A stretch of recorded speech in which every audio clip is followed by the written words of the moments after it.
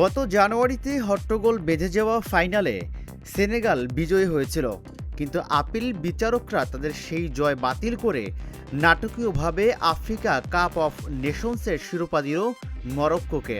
Confederations of African football বলছে তাদের appeal board সেনেগালকে ফাইনালে অযোগ্য দল ঘোষণা করে রায় দিয়েছে।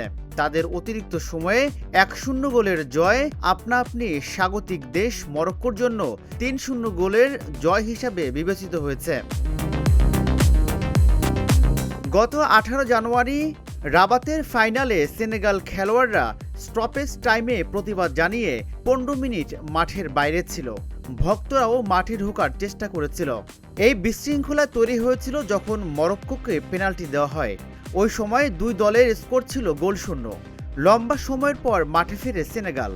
যখন খেলা শুরু হয় তখন মরক্কোর ফরওয়ার্ড ব্রাহিম দিয়াজের স্পট কিক রুখে দেয় গোলকিপার এদুয়ার্দো মেন্দি এবং সেনেগাল অতিরিক্ত সময়ে ম্যাচের একমাত্র গোল করেন। প্রাথমিক শাস্তিমূলক শুনানিতে সিএএফ $10 লাখ বেশি জরিমানা আরোপ করেছিল। একই সঙ্গে সেনেগাল ও মরক্কোর খেলোয়াড় ও অফিসিয়ালদের নিষিদ্ধ করা হয়, কিন্তু ফলাফল অপরিবর্তিত ছিল। আপিল বিভাগের রায়ে 1976 সালের পর প্রথমবার আফ্রিকান শিরোপা জিতল মরক্কো। সেনেগাল দ্বিতীয় ট্রফি জিতেও হারালো। 3 আসরে দ্বিতীয়বার চ্যাম্পিয়ন হয়েছিল তারা।